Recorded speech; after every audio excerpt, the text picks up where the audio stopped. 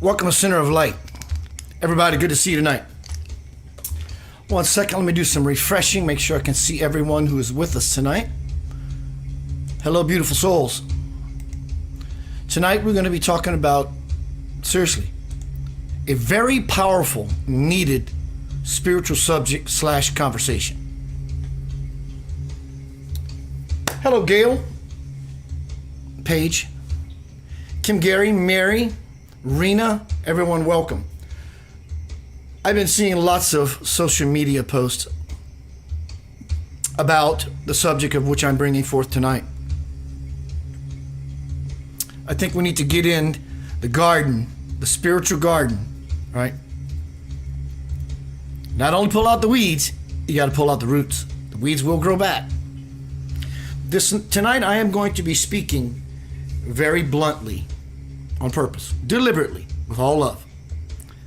Very frankly. Who's Frank? I don't know. But I think it would be most effective for those who are needing a nudge, that I push a little bit, because sometimes it takes a pushing of things to get us to where we really want to be. Some people may not just be sure yet. It is my job as a teacher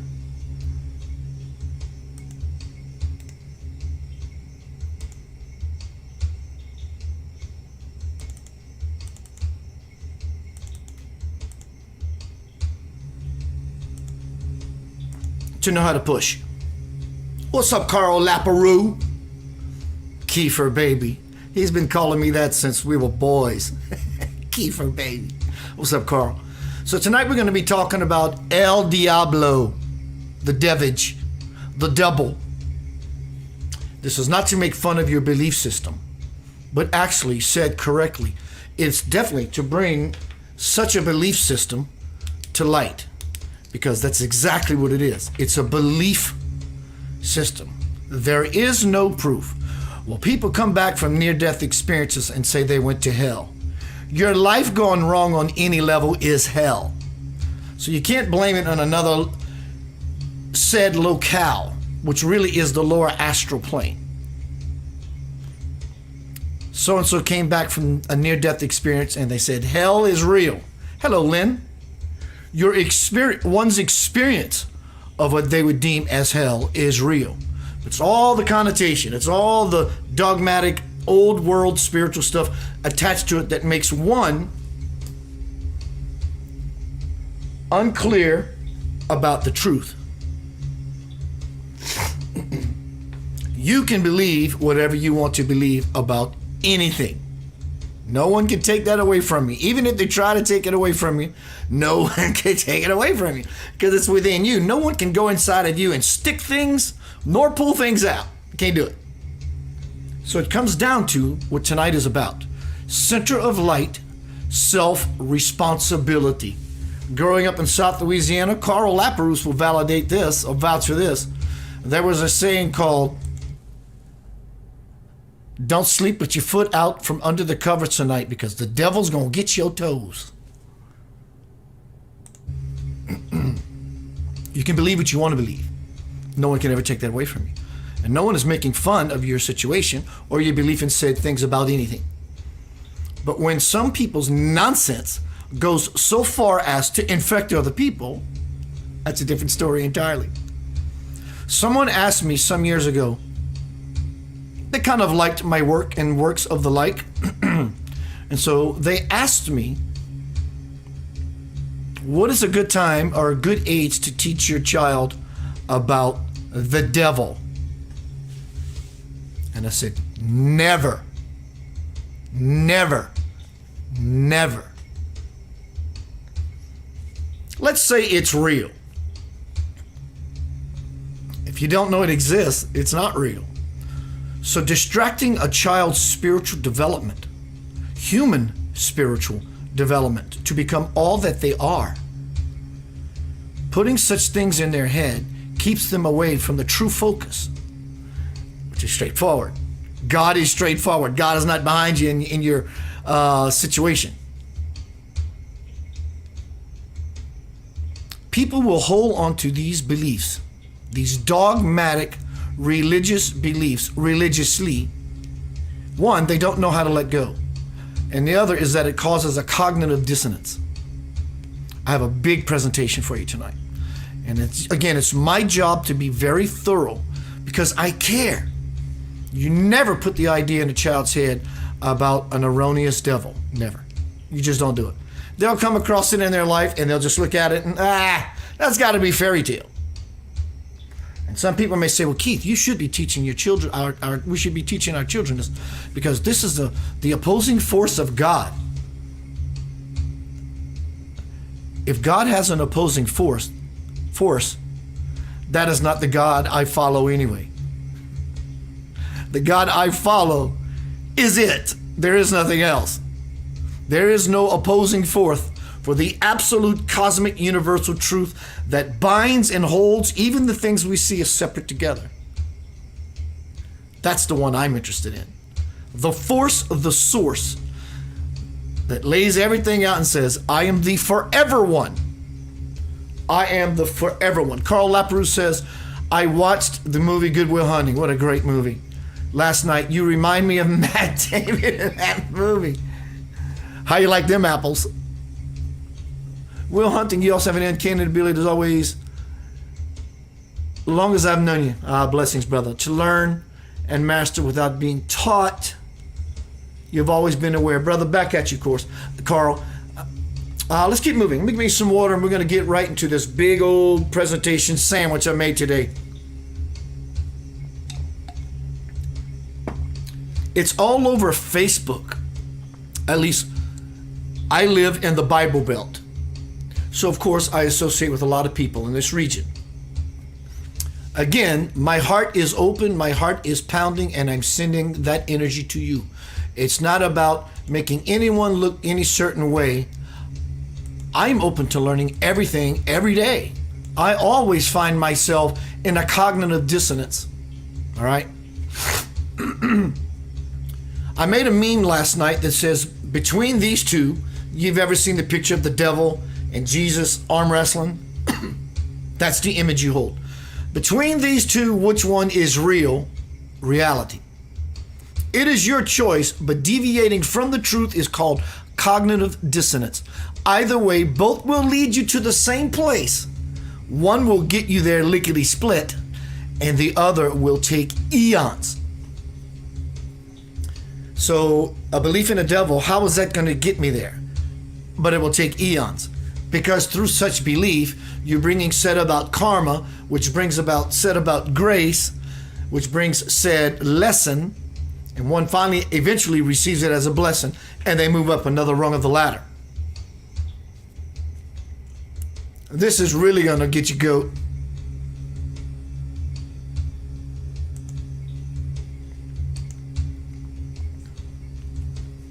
Some people, many people will even say, you know what, Keith?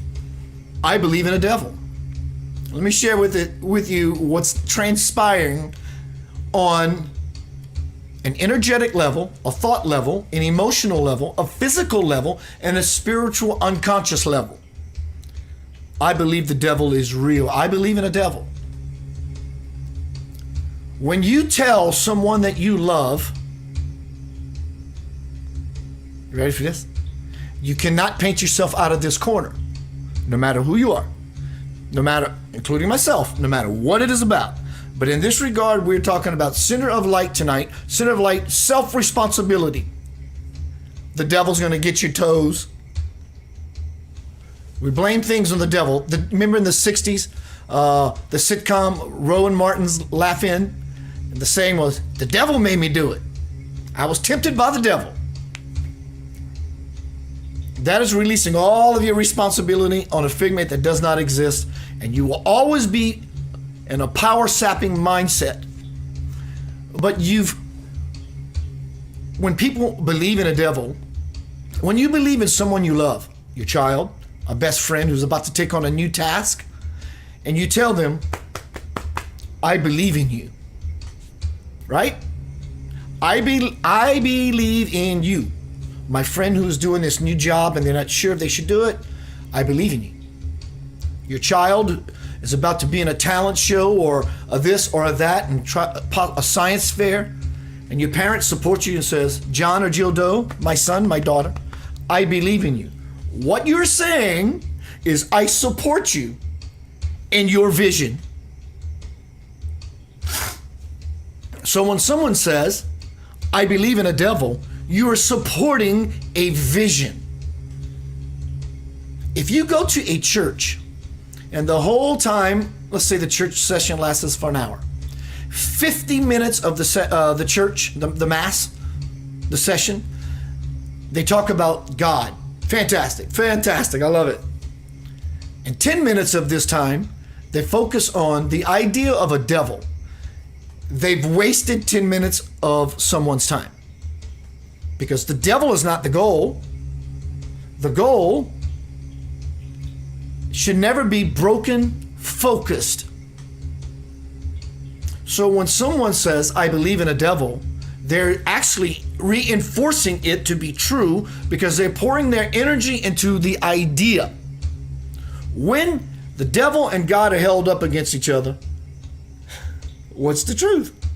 So if God is the truth, the reality, that which is real, the all-powerful, the this, the that, and the other, then anything less than that has to be an illusion.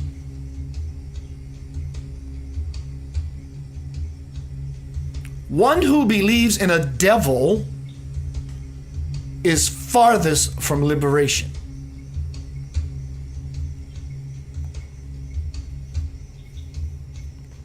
You cannot love God and fear the devil at the same time. It's absolutely impossible.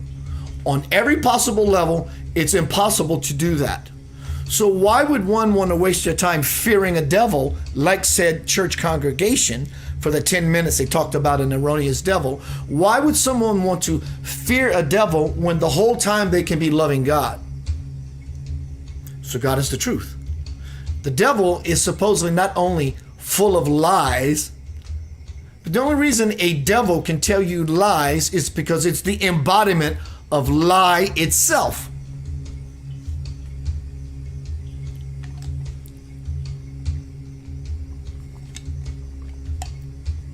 It is impossible to love God and fear a devil at the same time.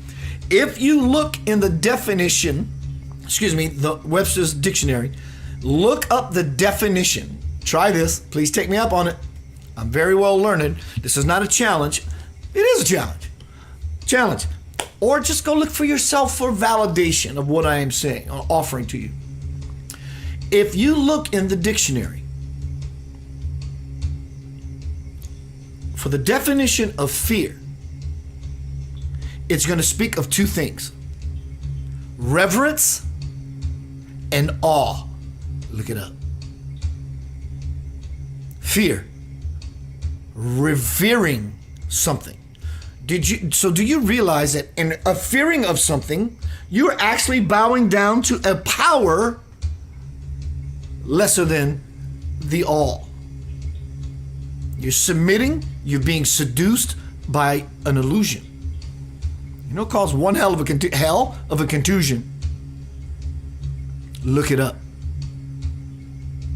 So fear is revering something because it has your utmost attention. It's a form of worship, I tell you.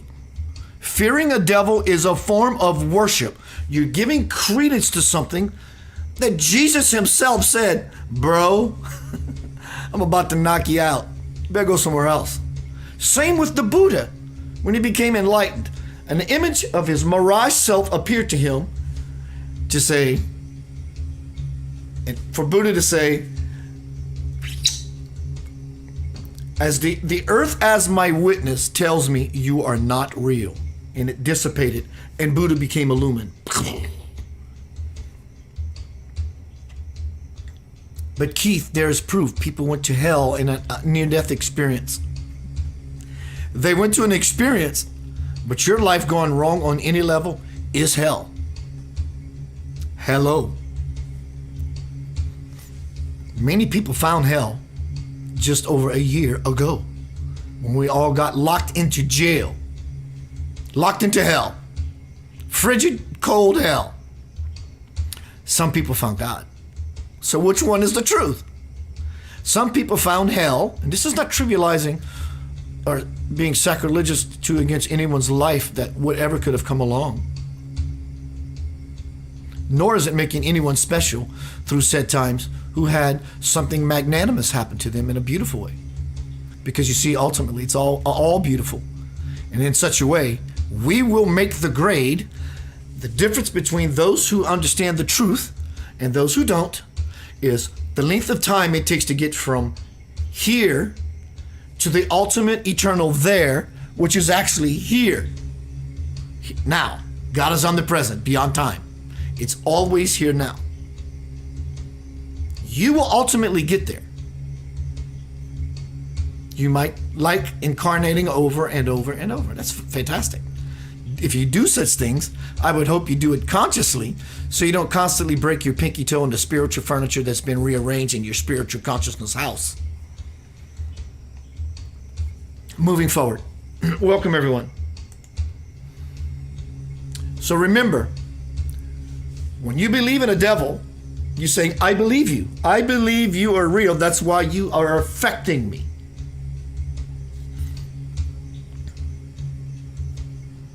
You cannot love God and fear a devil at the same time. Try it.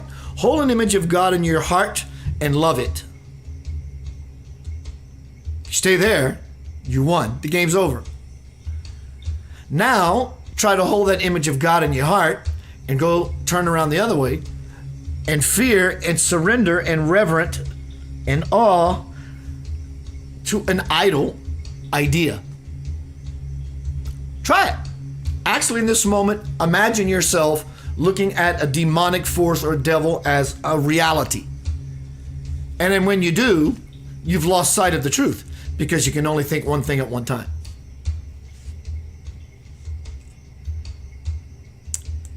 This is how much people can be locked in to nonsense.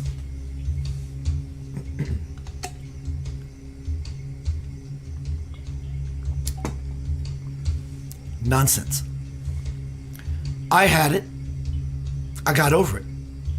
I got the spiritual bang. I got over it. I was raised Catholic. Something inside of me knew it was not real. But the dogmatic claw had me for a while.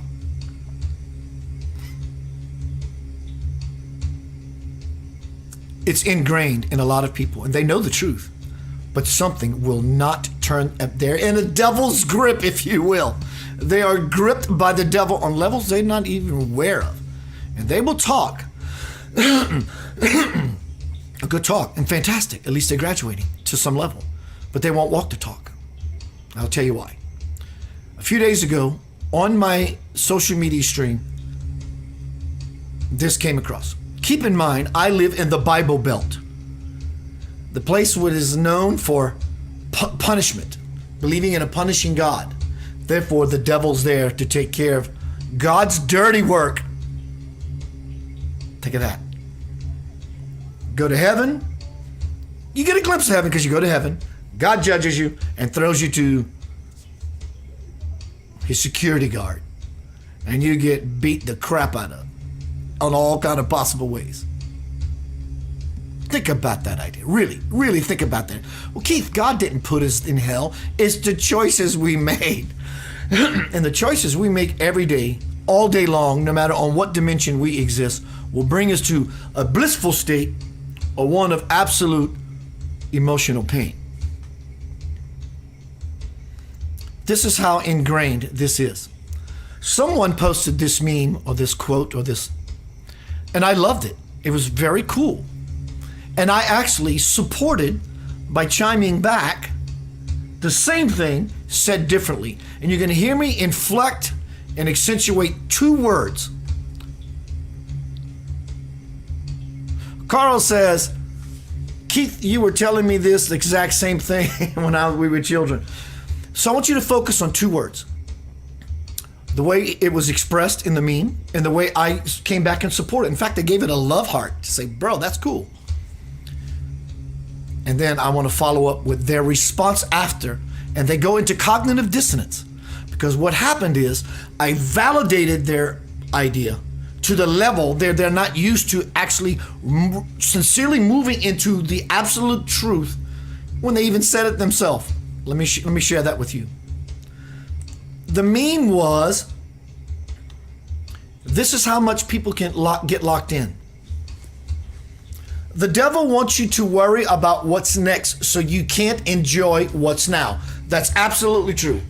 The demonic, the fear, the evil, the devil, the demons, however you paint that. It's not absolute. It's a way of describing a reality that is not so good. The devil wants you to worry about what's next so you cannot not enjoy what's now. The devil is a liar. So if the devil is a liar, he is the embodiment of lie. People who embody love spread love. Stop worrying. This is the meme. Always focus on God and enjoy every single day He has given. Here's the word I'm going to accentuate. Always focus on God and enjoy every single day He has given. This is my response. And I gave him a love poke. So said differently, in such a way, the devil, the liar, the lie does not exist. Would that be a true statement? Because if it isn't for anyone, then one's focus is not completely on God, the truth, reality. Back to my friend's post. Always focus on God. And I say, so that what you're saying is if one's focus is not completely on God, and then I respond with, so my question is, where does it go from here? And this is their follow-up. As after their beautiful post that I supported and said differently, but painted it in more, and this is not about me trying to brag, this is the dialogue that happened.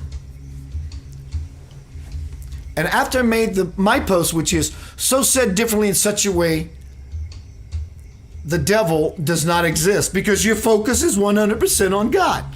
And his response is, faith is from God. Now he contradicts himself. Faith is from God, fear is from Satan. Well, I get that, but it's not the fear from Satan. You're the one fearing an idea by bowing down reverent and in awe to an idol idea which is less than the absolute power of God. Continuing, our minds can be influenced. Well, they sure can.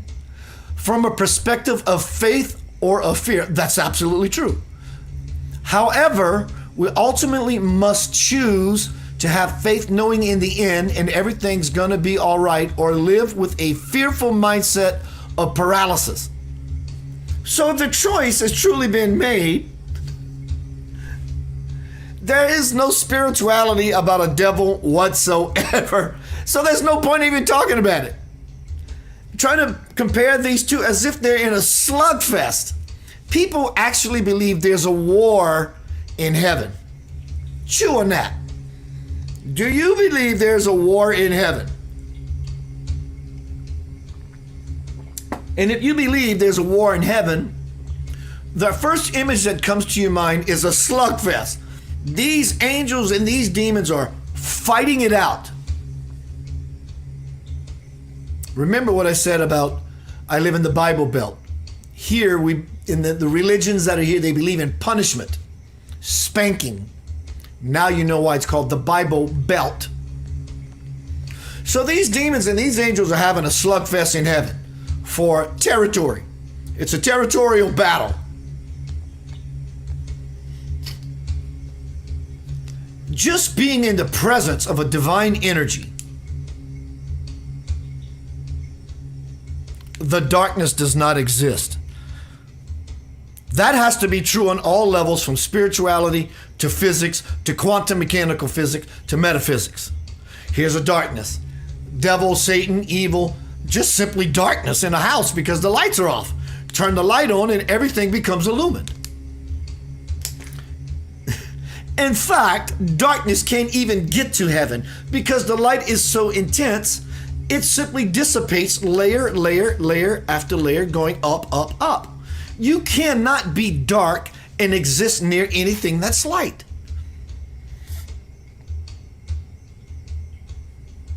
Do you understand? It's not hard. Yes, we have all been indoctrinated with nonsense and dogma.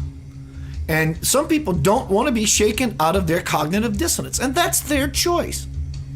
Some people understand that it's nonsense, but do not make the choice and express themselves in such a way because now they're concerned with what other people think about them, the others, and the bereftness of their congregation. Hello, Robert.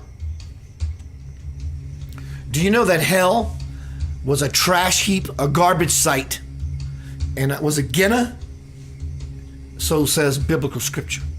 A place where people were punished by the Romans and so forth for their misdeeds, breaking the law, breaking the rules. And the stigma and the connotation and the word and the label continue. And then comes along the Council of Nicaea in the late 300s to tell you what the truth is. And they gave you your book. And if you look at the King James Version, if I'm not mistaken, I may be wrong, but look at the entrance, the opening cover to the King James Version of the Bible after the Council of Nicaea. Council of Nicaea. In fact, the Catholic religion has the Nicene Creed. I believe in God the Father, the Son Almighty, creator of heaven and earth, and in Jesus Christ. Whatever the Nicene Creed is, it's been so many years for me. They took a lot of stuff out and they inserted a lot of nonsense. If you open up the cover to the King James Version, it says something to the idea the Holy Bible authorized by King James. Authorized. He's the one that authorized after it passed under his scrutiny. Do the research. You will learn. This is about your liberation, or rather, that someone's expressive, extended nonsense does not pull in the innocent. So when is there ever a time to teach your child about the devil? What is a good age? No one can ever live long enough to be taught about such foolishness. It is a myth. It is a story. Some people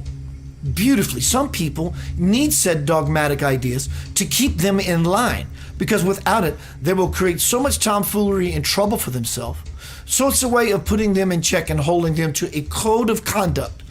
If that's what one needs, great. I have codes of conduct. You have codes of conduct. We all have codes of conduct.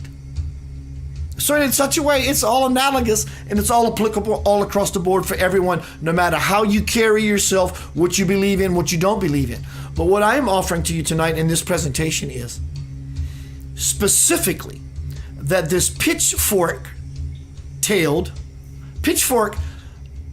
triangle-tailed bull with two horns, it's a story. Well, Keith, Satan doesn't look like that. It comes as an angel disguised as a light. Well, then it takes a person who is endowed with the light to recognize when someone is bullshitting you, doesn't it? It's the only way we can ever recognize Jesus. If he's not here already, Jesus comes back and he does not look like this white man with a brown beard and somewhat European, Eastern, Middle Eastern. What if he comes back as a woman? Now, we can't have a male patriarchy here. God is omnipresent. It's sexless. It's omnisex. It's everything that breathes in and out together. And this being is for real. And it says, I am your Lord returned. Do you think many people are going to rejoice because they've been praying, Jesus, please come back soon and save us all? And he hears the call. She hears the call. And if it doesn't look like it's supposed to look like, they're going to denounce the very Lord they've been carrying in their heart for eons. So how do you recognize a true teacher? By the fruit of their labor. Don't blame those who've been manipulated and believe anything and get let down. It's called awareness, and it requires your awareness to understand what true Christianity is. Christianity is not demonology. Stop confusing the two. Christianity is not demonology. Christianity is not demonology. Christianity is not demonology. Christianity is following the master. Walk my walk, talk my talk. Follow me. I am the truth, the hope, the light, and the life, and the way. You follow another way, you following a different master. There is no other way to master this play of consciousness. The joke is on you. The joke is on me. It's on all of us. Hence the divine dichotomy, the divine comedy.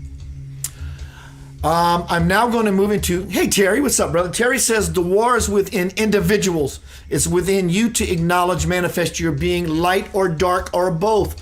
So choose light. Tonight is Central. Hello, Dwayne Goodwin, bass playing, thumping dude. What's up, my brother? Carl, there's this guy in the house named D. Goodwin. D. Goodwin, there's this guy in the house called Carl Lapperouse. Us three knuckleheads are back together again. You know, all of my bands, not intended, growing up as a kid were of cosmic nature. I was in Stardust, North Star, Source, Infinity, Lavender Soul. There are others. What's up? Everyone, I'm going to take a short pause. I'm now going to play some audio stuff from my first bestseller, which is this bestseller compressed. The reading I did quite a few years ago on two subjects about Satan, devil, hell. It's basically an audio book listen. And then I got some other powerful things I'm going to be presenting to you that's going to make this sandwich together nicely with some spiritual mayonnaise. Well, Keith, I don't believe in a devil. Fantastic. Are we also sure that we don't have any phantom energy lingering in the background? It's fantastic that we've made strides. That we understand that this is a story people believe in, and this and that, this and that. If that is your position, fantastic. Including myself, there are residual energies way in the back. Some weeds in the garden that we think we got all the roots. We actually dug with the intention of not just pulling the weed, but finding the root. You leave a little piece of root like that, it will germinate. It will simply germinate. It may take years, and then it'll cause more tears because of the said unconsciously recognized fears that have been festering. They've been manifesting, if you will. If you're having demon experiences at night when you sleep, you believe in the devil. I don't believe in a devil, and I still have energies come across my experience. Now, here's the difference. Doesn't make it real.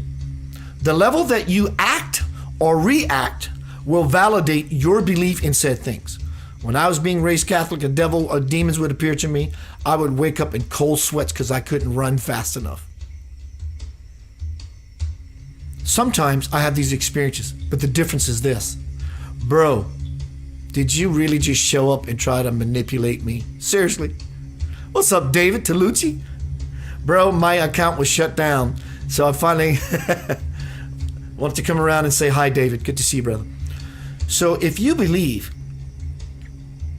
in demonic forces, they will show up in your life. But now when I have said dream experience and such things come about in my conscious dreamscape, I'm like, and I actually grab them now and kiss them.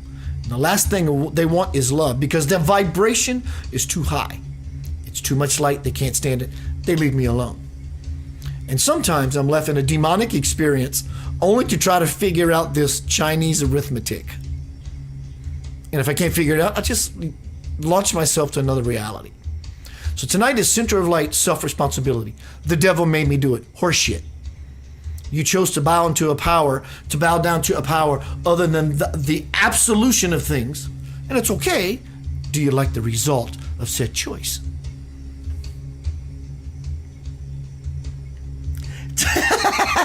Dwayne Goodwin says, you went to Annunciata Church too, I see. All right. So this is not making fun, but this is making light, bringing said darkness. Not the devil, the evil, or Satan. It's the ignorance, which is the darkness.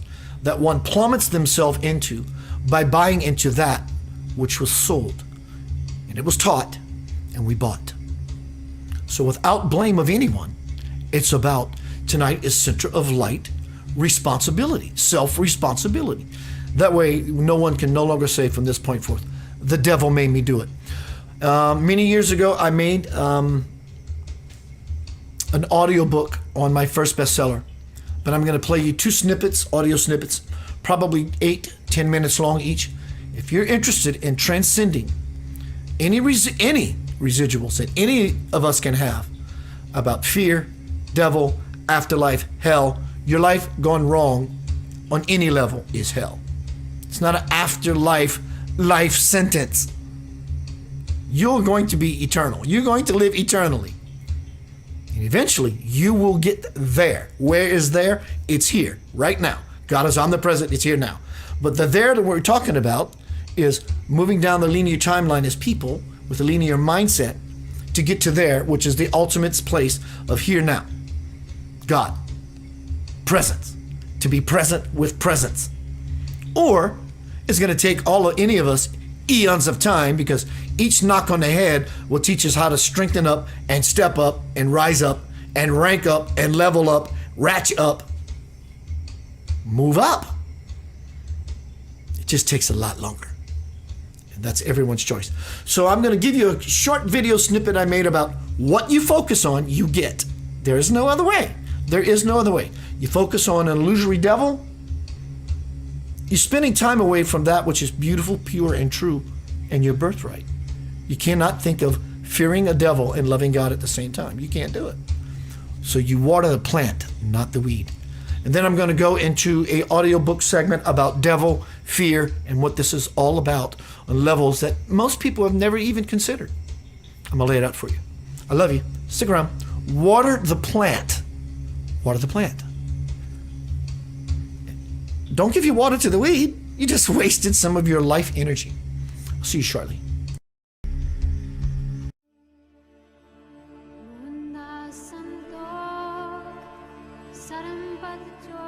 Hello, my name is Keith Anthony Blanchard, spiritual teacher, best-selling author, and host of Center of Light Radio. You can go to centeroflightradio.com to catch that broadcast, which airs every Monday night at 6 p.m. Eastern Daylight Time. This is the second installment in a series I'm calling Bursts of Light. Today I want to talk to you about finding peace, being peace, in what can seem like a crazy world. Einstein once said, the most important question we can ask ourselves is, do we live in a peaceful universe or a hostile one?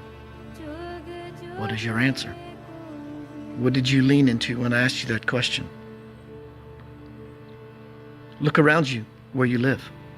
Do you see peace or do you see chaos? Are your friends peaceful? Are you peaceful? It's all self-reflection. I live in Memphis, Tennessee. Many people believe and also live their lives by the racism that is said to be found here. It's not allowed in my world. It's not a part of where I focus. You can water the weed or you can water the plant.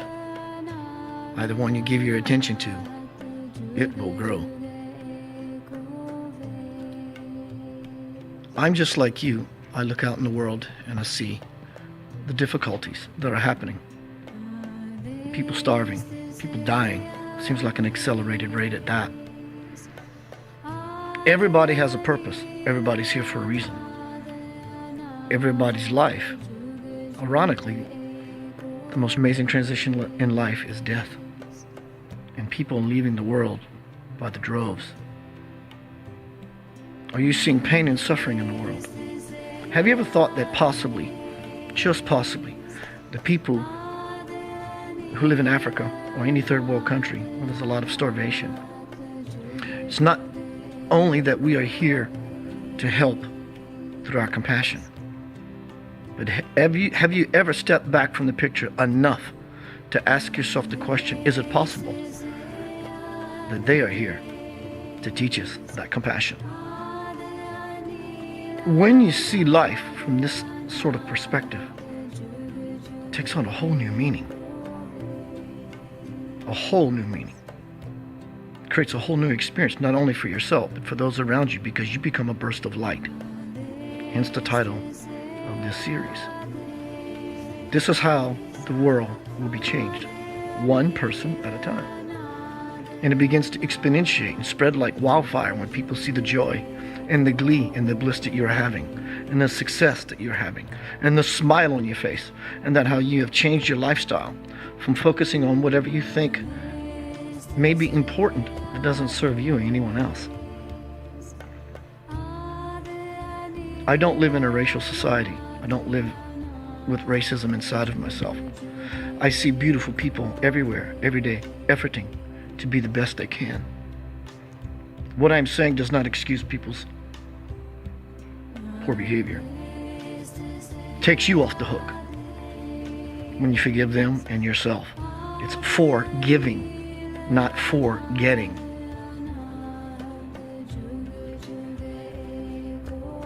As Pope John Paul said, we will be victorious through love, not through guns. Guns beget guns. Love begets love. Or you're watering the weed, or you're watering the plant. Either way, it's your choice. But know that I support you and all that is beneficial for you and for those that you affect. Also remember, flexibility is an amazing thing. Have you ever asked yourself, why do palm trees sway? Why do buildings sway? Why are they flexible in that way? It's so that they don't break. And so too, become flexible so that you don't break. Break inside. Have your world all around you break apart. Break up in relationship. Be flexible. Love yourself. Be good to yourself. God will take care of the rest. That is your protection. That should be your focus. That should be your reality. Water the plant. Peace, love, and light. KeithAnthonyBlanchard@gmail.com, or you can Facebook inbox me. Happy 2016. Spread the word, spread the light, power up, and ease into bliss.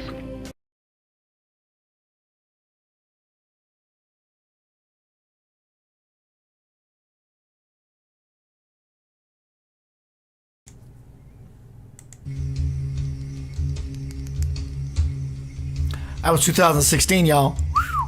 Welcome to Center of Light tonight. At Center of Light, take responsibility for yourself. The devil's gonna get your toes. You leave your foot out from under the blankets when you sleep at night, he's gonna get them toes. He's gonna eat them like French fries. So welcome everyone. Remember what I said a little earlier. Spread this everywhere, please. That's not what I'm asking you to remember, but please share this everywhere. Hello, LaDonna, beautiful girl. Remember this. When you say, I believe in the devil, that is no different. It's the same words, in fact. I believe in my child. Son, daughter, I believe in you. You're going to be great. I believe in you. I support you. I believe in the devil. I believe in you. You have my attention. I support the existence of you. Hello, KK. Hello, Mary.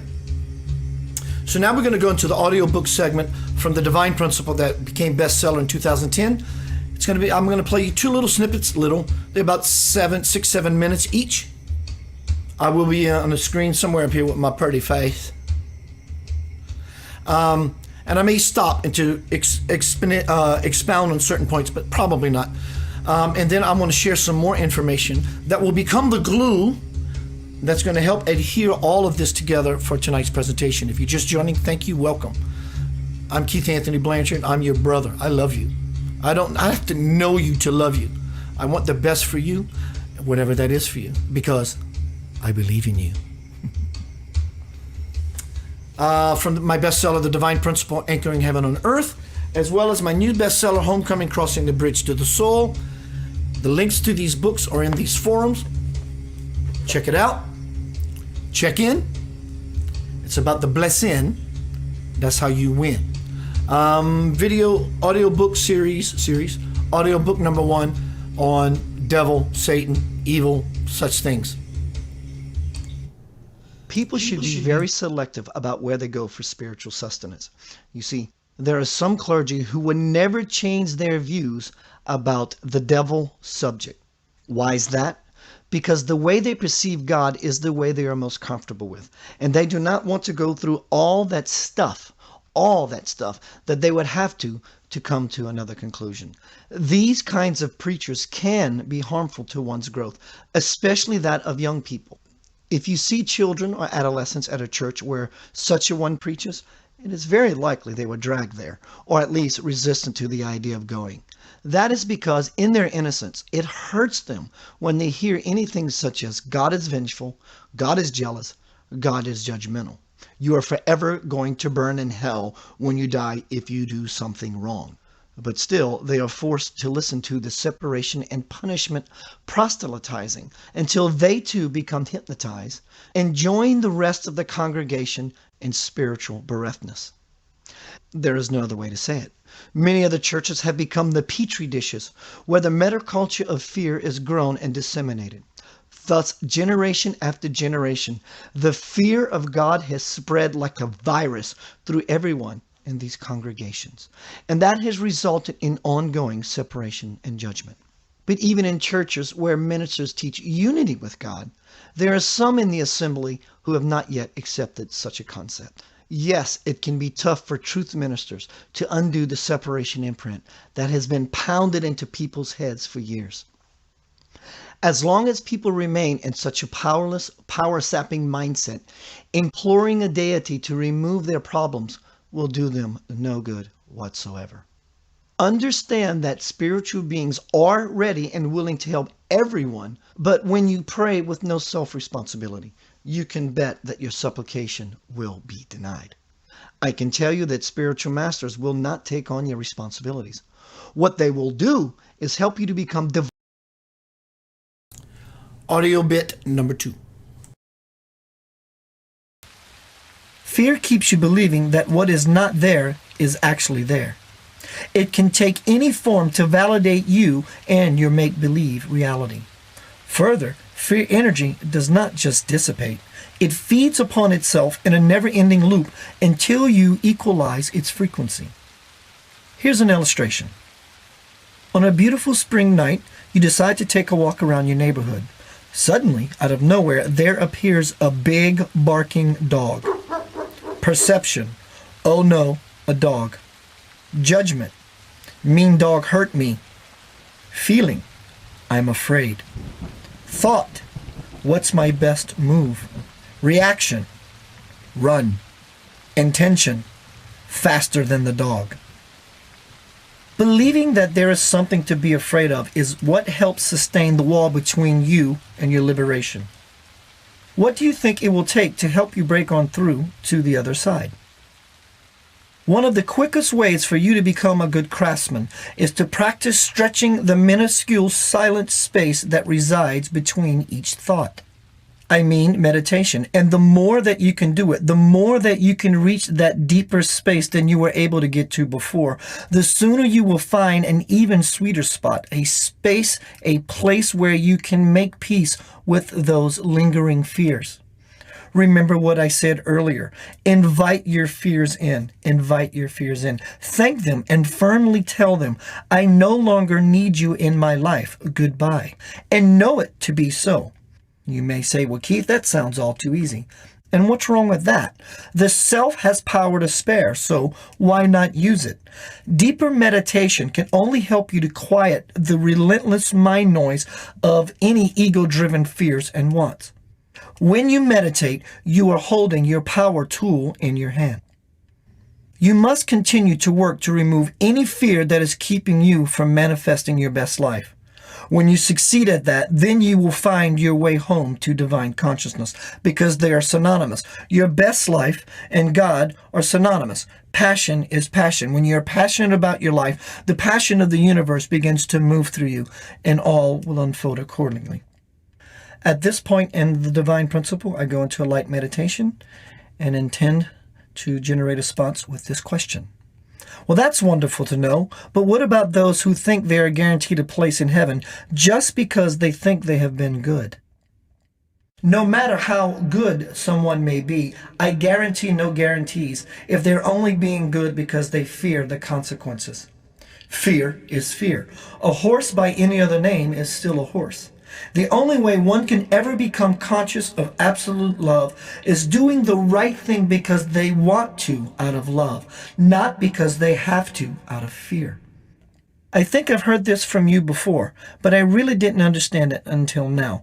Are you saying that the only difference between you and me is my fear? That's exactly what I'm saying, Keith. A horse is a horse. But before you can harness your true horsepower, you must round up all your fears that have kept you from becoming stable, that have kept you from realizing that love is love. Which fear should you address first in your life, you may ask? Do not risk overloading yourself. But if you feel that you can tackle one of your deepest fears now, then go for it, because it's your root fear that first filters your soul's light. Many people move upward in consciousness until they hit a belief barrier that keeps them from the next level. There they remain, grounded in how they think things are, until they get themselves unstuck from their limited beliefs, until they can see through the illusion of their own fear. Another hurdle many people must jump is their belief about Satan. For many people, just the mention of that name brings up a paralyzing, short-winded fear. But I am here to tell you that that devil is no more real than Santa. Both Satan, the father of lies, and Santa, fathered by commerce, are nothing but folklore. Tales of the devil have gripped people in a soul clutch so tight that they prefer to die believing he exists rather than release him back into the nothingness from whence the idea of such a one came. When held against the truth of God, any devil is sure to lose. As for Santa, if you ask a child, "Is Santa real?" they will tell you, yes, even though he is not. Unlike children, you know the truth, but your knowing does not negate a child's reality, does it? Not at all, but many people may feel that what's being said here is not truth. Please consider this another belief. Follow me on this. By the time people reach adulthood, they know that the Santa story is fiction. Likewise, based on their own experience, the spiritually mature, no matter their age, know better than to believe the story of Satan. But those who are spiritually still in their youth are not yet far enough along to see through and reject it. You might find it intriguing to see what happens when you scramble the letters in the word Santa. It spells the word Satan. Here's my point. People believe that Satan, through his temptings, distracts them from God within. Well, the same holds true for Santa. Because their kids believe so strongly in Santa, many adults have become distracted from the true meaning of Christmas, Christ Mass, the time to celebrate the birth of Christ within you. Many have forgotten that Christmas is not a time to receive gifts, but a time to celebrate your own gift. Nor is it the time to convince someone that they must give a gift, but to help them realize that they are the gift. What I am saying is that what everyone should want for Christmas is presents.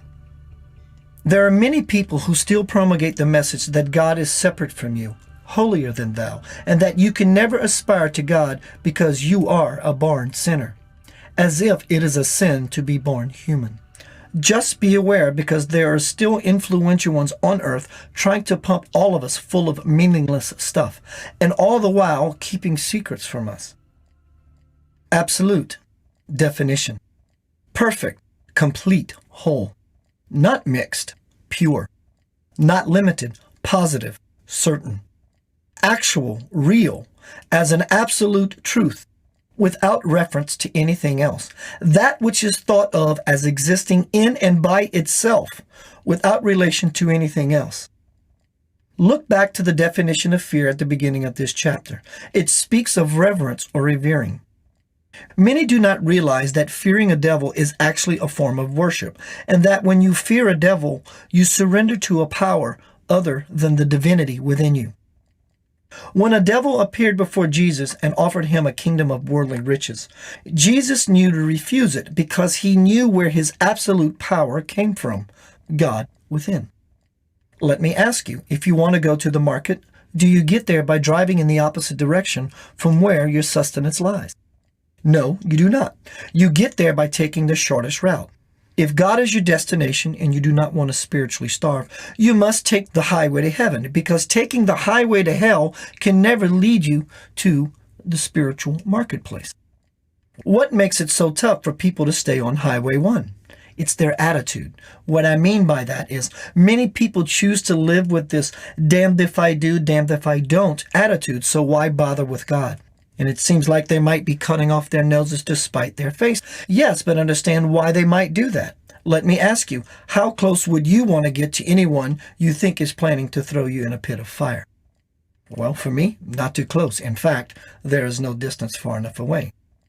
What fears are present in your life? Are you afraid of people? Are you afraid of being afraid? This is called anxiety. Fear curving back within itself. So understand that no matter what you think, no matter what trouble you ever get into, you cannot be punished for your misdeeds. What purpose would that serve? God's existence is not threatened at all by your bad choices, so he has no need to do away with you or make you suffer. In fact, Spirit likes to recycle. That way, anything that he has created is not wasted. Let me ask you this question. If God is love and he loves you, why in the world would he create anything that does not bring him joy? I ask you the same thing. If there were nothing you had to do, why would you create something only to dispose of it? If you are like me, maybe during your life you have been afraid of power. People who represent authority, parents, school principals, the church, or maybe even law enforcement. But the power within you that so much wants to surface is very different from that sort of power that I just named. It never punishes. That is because it comes from Spirit, and unlike those others, it's unconditional. God supports you in all the good that you are doing, and shall never punish you for what you may think of as bad.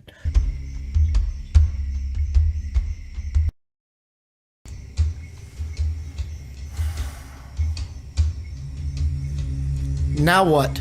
Where does it go? Seriously, I'm asking, where does it go from here? What do you want?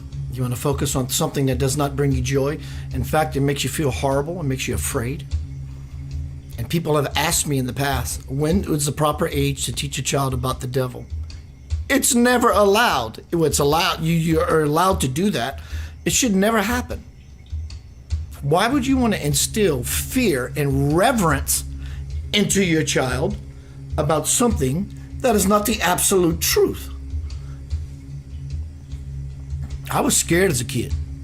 Scared of dogs, scared of devils, demons. And many of us have been. Many of us are. Where does it go from there? Now what? What's next? From a master spiritual teacher, I want to read you a few things. Welcome to Center of Light. Center of Light, self-responsibility. The devil is going to get your toes. You've heard that expression? Suppose you are asked, who created all this multiplicity in the world? Who is responsible for all this variety? What will you answer? The correct response is, there is no multiplicity at all, meaning separation, something that is not me that makes me afraid. The one divinity that remains as one forever. You mistake it as many. The fault is in you. Correct your vision. Remove your delusion. The divinity did not change into the world just as the rope did not change into a snake. In the dark, you mistook the rope to be a snake, but it remains a rope. So also the absolute remains as one, but in your ignorance, you see it as world. The world of diversity stands on one leg called delusion. Cut that leg down and the world falls. I often tell you not to identify even me, that spiritual teacher, with this particular body. You do not understand. You call me by one name and believe I only have one form. But there is no name that I do not bear, and there is no form which is not mine. After long searches here and there in temples and in churches, at last you come back. At last you come back, completing the circle from where you started, and find that he for whom you have been seeking all over the world, for whom you have been weeping and praying for in churches and in temples, on whom you were looking as the mystery of all mysteries, is the nearest of near, your very own self, the reality of your life, body, and soul, asserted, manifested. You as body, mind, and soul are but a dream. What you really are is existence, knowledge, bliss. You are the God of this universe. You're creating this whole universe and drawing it in. To gain the infinite, the miserable little prison individuality must go. Follow your heart. A pure heart seeks beyond the intellect. It gets inspired. Within you is real happiness.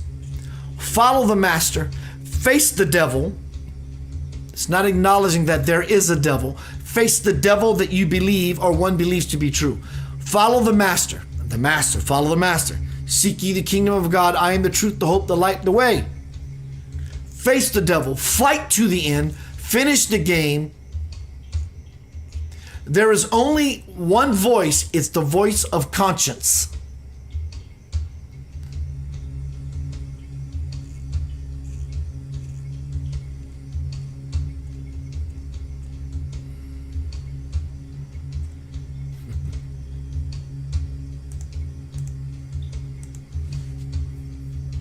We have bought, taught, and we bought, and sold our soul to a great misunderstanding. This great underhanding. Not always by malice. Some people truly believe, support such erroneous ideas. And that's okay. Until it begins to affect the innocent, you and me. And in our time, we were so innocent, and we still are innocent. But in our innocence as children, like sponges, we absorb and take in everything. It doesn't make our parents at fault, but it does make our lineage responsible. And that's karma that will play itself out. And maybe said karma is the embodiment of you and me and the we playing itself out to finally resolve the curse, the inheritance curse that's been passed down lineage after lineage. From the time of Adam and Eve, be it real or be it metaphorical, that brings about the third son, Seth, to upgrade the DNA, RNA code, all the way weaving into perfection the arrival of Jesus. Just say, I am the truth, the hope, the way, the life, and the light. Follow me. Jesus himself, scripturally, in the desert, was faced with the devil. So was the Buddha.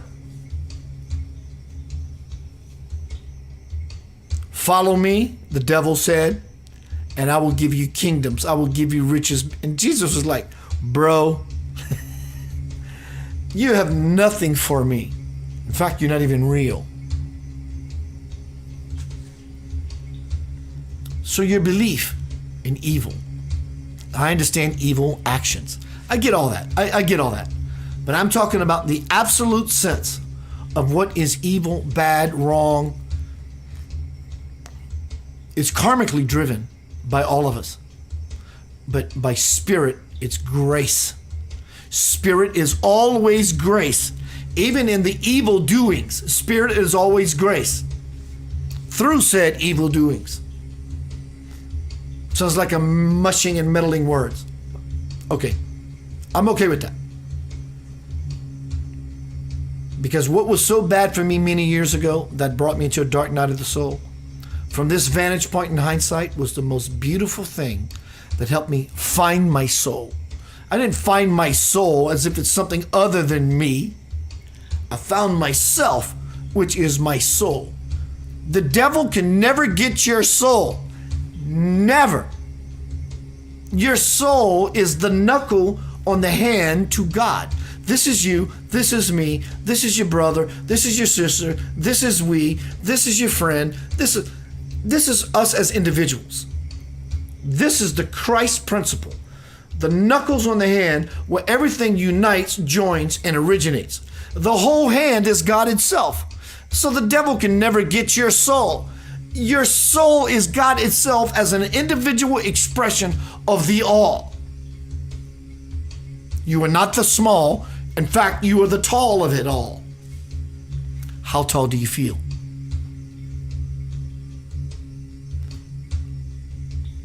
We've been taught a lot of nonsense. Hello, Leanne, OG. What you believe will be your God. Even or odd, in your face as truth or facade, it's up to you, ultimately. If you believe in anything, if you believe in all that is good, that's your God. If you believe in all that is good, that sometimes is good, that's your God. If you believe in all that is equally as good as it is bad, that's your God. You can never escape this conundrum. If you believe in a punishing God, you believe in punishing people. If you believe that your life will be non-abundant, you believe in a God that will not provide. It's never been hard. These are very simple laws that surpass rules. These are spiritual jewels, and they belong to you. No one can take anything from you, nor impregnate you with anything beyond your own volition. This is my mission, is to empower you with the truth. Keith, what makes you so right that you know the truth? Joy, bliss, glee, abundance is the fruit that I bear. And many of you do the same thing. You share the same thing. You will never find God in the light. I'm sorry. You will never find God in the light because you have found God in the light. So in the light, you can't find God. You can only find God through your darkness in aspects of your life that have not yet been illumined. In the areas of your life you have joy, God is being recognized by you, me, we, said reflection, and understanding and elevation. God can only be, the aspects of God in our lives that cannot be recognized or where we have not seen it yet. That's the whole point.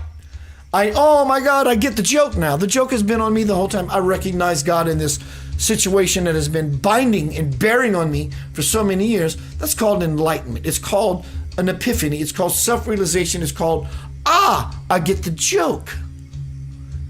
Sometimes we repeat jokes to people 3 times because they don't get, can you tell me that again? And they go, That's called enlightenment. It alleviates and removes all karma. All karma. Before I close, I'm going to open. Understand, you need to be careful with your tongue. When you post on any social media, karma is real, and I hope I am there to see it when it happens to said person who did said thing to me. Good luck. Because what you have done is reintroduced into your cosmic field, not possibility, but actuality and eventuality is, I am not taking self-responsibility. Tonight is Center of Light self-responsibility. The devil's going to get your toes. This devil out here that did said thing to me means I am not taking self-responsibility, because I hope I'm there to experience when karma shows its face and gives you what you deserve. My question to you, lovingly, and a kick in your spiritual pants, is, are you so sure that the same karma and the same devil is not visiting you as to why you had such experience? Remember that. and you will be enlightened beyond measure. This devil is you. God is you. God is omnipresent. It's everywhere. There's nothing it is not. And you have free will choice to choose. And if you focus on always winning the love song, or always or sometimes losing, or the blues, you will experience